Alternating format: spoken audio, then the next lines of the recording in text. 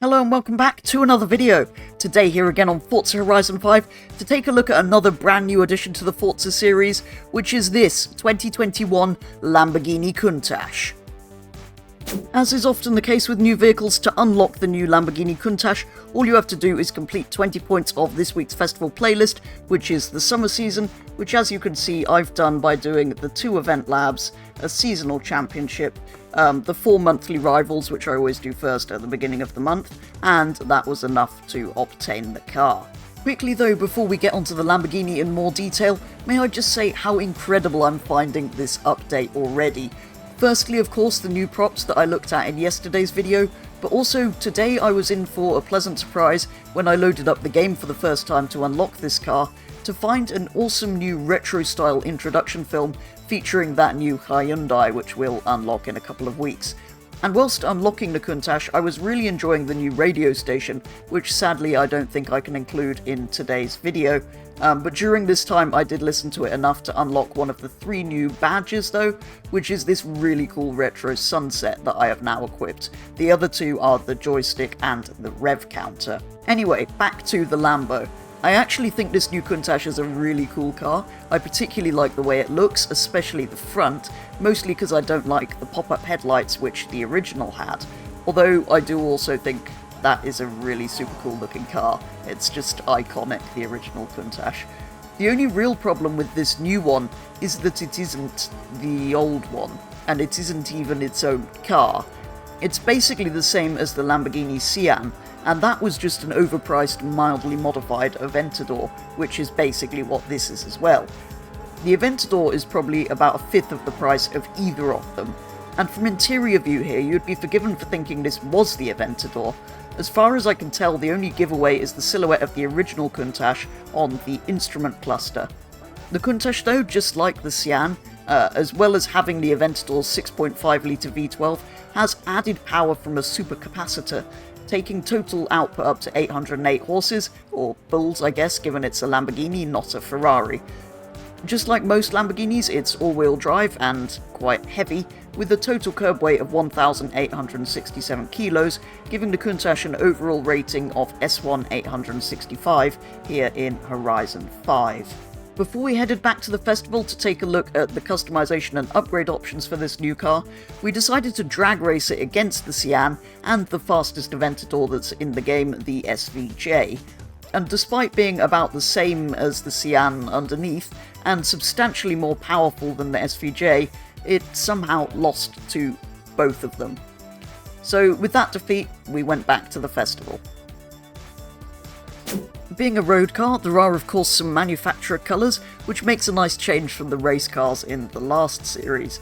There's of course the white that you obtain the vehicle in, there's this really nice metallic blue, there's a black, a grey, a yellow, a really nice metallic red, and a sort of dark red maroon colour. So my favourites are actually the blue here and the red, but I think I'm going to go for the metallic red on my one. And although there aren't loads of options in the upgrade shop, there is more than was available on the race cars in the last series, as you probably expect. So there is one engine swap, there is a racing V12, there's also a rear-wheel drive conversion, and you can twin-turbo it, but I don't know why you'd want to do that. There's front aero, which actually doesn't have an annoying red tow hook, but is still Forza Aero, and then, yeah. That's an option which I hope nobody fits. Then there are your usual tyre compounds, but it is already on semi-slicks. You can increase your tyre widths and track widths, which make it sit slightly nicer than it would from standard. There's your usual transmission upgrades. Interestingly though, it doesn't even have sport from standard, which is slightly strange on a supercar. There's of course your driveline options and diff options, and suspension isn't race, so you can lower it further or off-road or driftable it. You can put your usual anti-roll bars on, roll cage, and weight reduction. It appears to already be on race brakes though, because that's not an option. And then you have a few bits that you could do with the engine, which if you go in and apply all of them will take power up to just under 1,000 horsepower at 955. Although the Countach is already in S1 class from standard, and it isn't my favourite class to race online, we went in search of some tunes to potentially try it anyway. Unfortunately, due to the unique way this game doesn't work, the storefront didn't load anything, so we decided to upgrade the cars ourselves. I went purely for handling on mine, prioritising weight reduction over everything else, but then widening the track width just to make it look better really, along with a few other upgrades, not that there was a lot of PI to play with.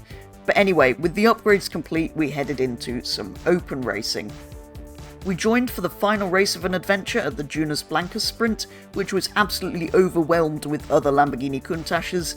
Surprisingly, after discovering early on that there was huge understeer problem with the car, we did get more used to it throughout the race, and myself and Yobbo ended up with a 1-2 finish in this first one, mostly because the other Lamborghinis didn't overcome their understeer problems and ended up in walls. We then moved on to take part in a full set of 3 races, which also went surprisingly well, although the lobby was much less populated even than that previous set of races.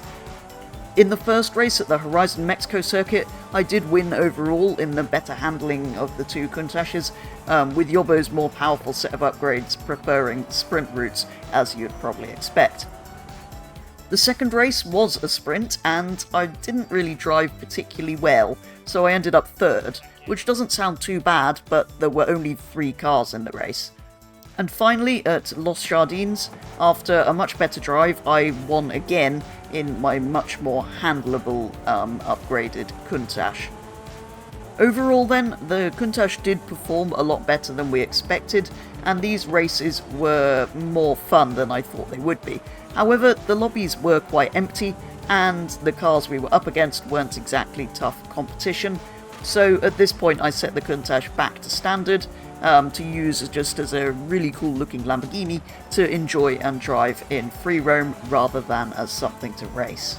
And that is going to do it for a very first look at the brand new Lamborghini Countach here in Forza Horizon 5. I think it is an incredibly cool thing. I just don't quite see the point of it in reality because it is essentially an Aventador, but I don't think that much of a price increase is really warranted over that car, however cool this thing looks.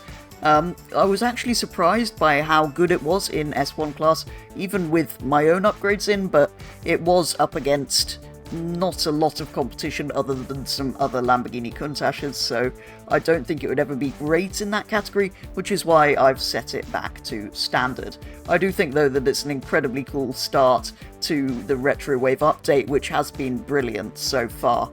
As ever, do let me know your thoughts on this brand new addition to the game and this new update, but for now that is going to be all, so thank you very much for watching, and I'll be back with the next one very soon.